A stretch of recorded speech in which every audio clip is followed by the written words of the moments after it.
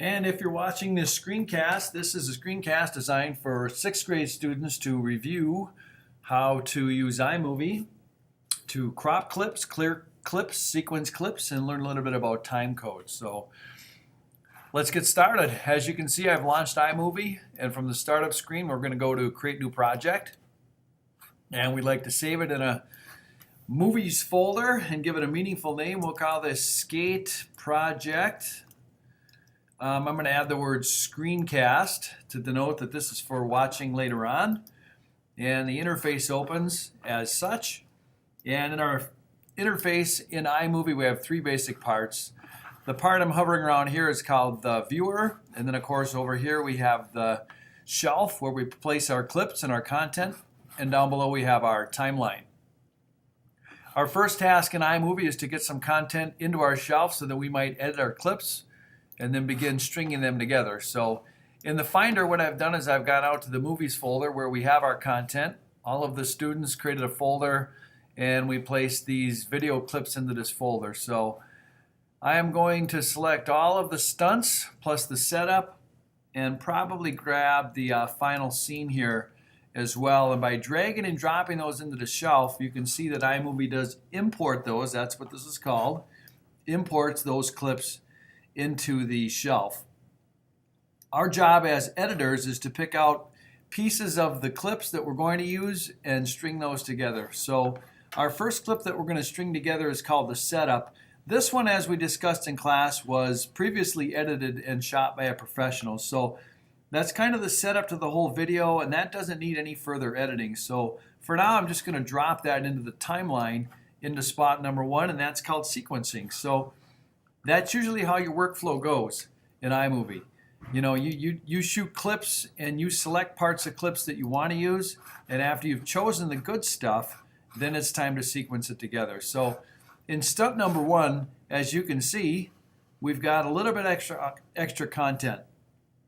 In this clip, we only want the part where Jason climbs onto the skateboard and pushes away.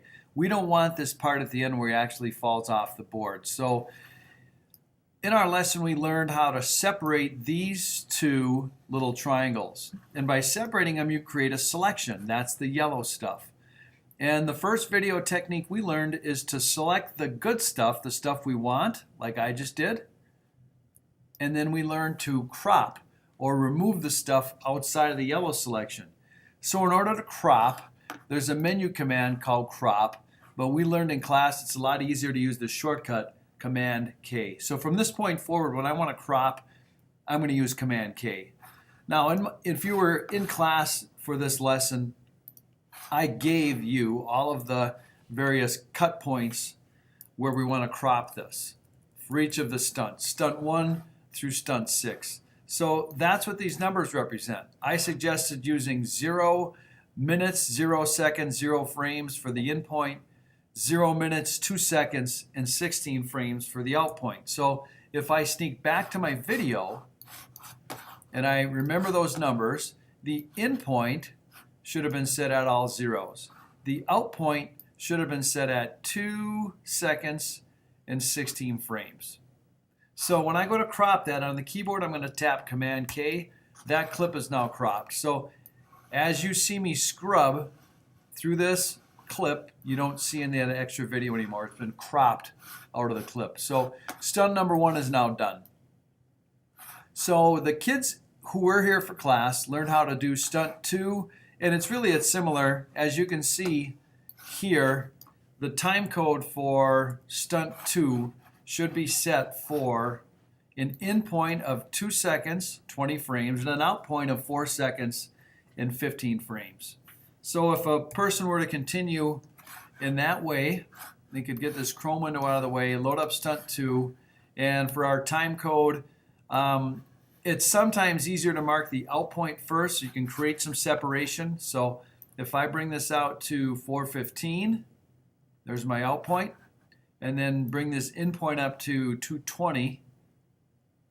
And we learned also in class that a frame is a fraction of a second. There are 30 frames in 1 second. So I'm at the 2 second 20 frame mark, about 10 frames away from 3 seconds. So if I do Command K, that one is now cropped, and I sequence it. And we learned also in class that to play back your video, you want to select the clips that you want to watch. I don't need to see the setup. I know what that one looks like, but it'd be nice to play back what I've sequenced so far. So you can see the continuity kept, steps on the board, and then he's riding the board up to the next part of the stunt where he actually jumps up onto that brick platform. So if I continue with stunt 3, and I mark those ins and outs as noted, this one's a little shorter. It's 313 to 324. So I'll do this quickly. 313, the suggested in point, and the suggested out point 324, which gives us a pretty short clip. So if I crop that again, Command K, I've got 11 frames of content. Stunt 4 was 1 second even to 1 second and 10 frames. So again, a real short interval. Let's go 1 second to 1 second and 10 frames. There's the content we want. Command K to crop. Stunt 4 is now sequenced. So if we follow that routine where we select the clips that we've done and watch them down here, we can see what we're trying to string together to give the illusion that we actually were able to perform a stunt. So it's kind of a spoof. Stunt 5, 604 to 808. So again, students would have to do this in class if they had missed this session. 604 to 808, right about there. And again, we crop and then sequence the clip. And then in stunt 6, we go from 110 to 222. So if I separate them, I can do the 110 right there, and the 222, I can bring this back down. There's my out point, and I can crop and then sequence that. Stunt 7 and 8 were left up to the students. So a lot of students chose to mark this one about that far so that we didn't include, him falling off. So we include this only. And let's say we cropped it at that point and sequenced it. In Friday's lesson, we are going to learn how to remove unwanted frames with a different technique called deleting or clearing instead of cropping. So if you were to watch just these 3 clips, we're riding the board, we're ready to jump, but I have a mistake, a pretty critical mistake. In stunt 6, we've already established that he's on the skateboard and he's riding. In stunt 7, I did not remove enough frames.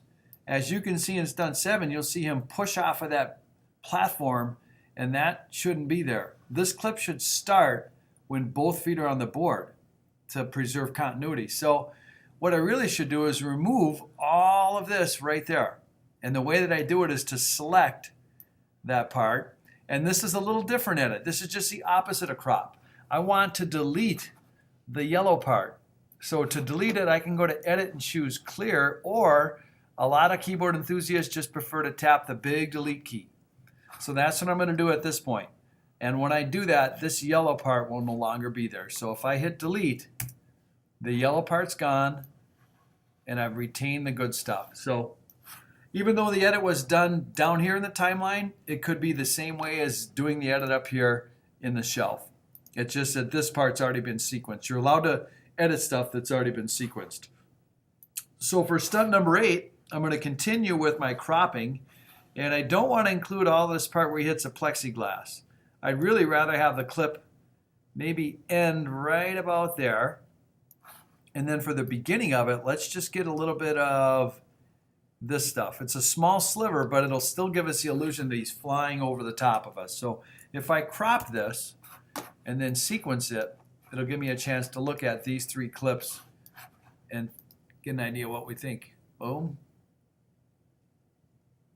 Okay, that's not bad. If a student decided that maybe they wanted a few more frames on the other side of stunt number 8, they could undo the last edit that they did. Or if they come back 3 days later and undo is not an option, we can always right-click and choose Revert Clip to Original, which essentially brings this clip back to its state that it was in before I edited it. So I encourage students to undo immediate mistakes, but if we come back and undo is not an option because it's a few days, a few hours later, then we can revert it back, and then I can, of course, provide a fresh crop just like I did while I was talking. So now my video ends, and I need to bring in the last clip, which is in the Finder.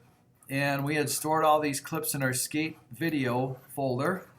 And the final clip to be edited in here was called, well, I did have it, I'm sorry. We have final scene up in our shelf. So I've got to add this one to the sequence. Let's take a look at what it looks like. So if I bring up my volume, you can actually hear what goes on, although I'm airplane mirroring so you don't, but now you will. And most of the students figured out that we don't want to include too much of this plexiglass part because it becomes obvious when you can see it wobble. So everything after that was fine, but maybe bringing the playhead right about there after the wobble and cropping that to remove the stuff outside the yellow would be the best choice. So if I crop and then sequence that together, my final product through Thursday and Friday's edits looks something like this from Stunt 5 on.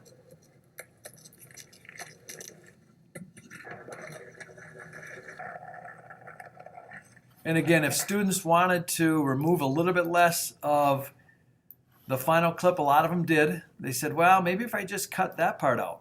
You know, I'm going to delete the yellow just for fun. Not cropping, but doing the opposite of crop, delete. So when I hit the delete key, the yellow disappears. And they were just tinkering to see which worked best. That's the nice thing about video editing. You're not stuck to it. You can undo or you could revert back to a different version. So the version you had before you edited it. So I kind of like that better. So it's up to the student. It gives the student some freedom, but that is basically how iMovie editing works.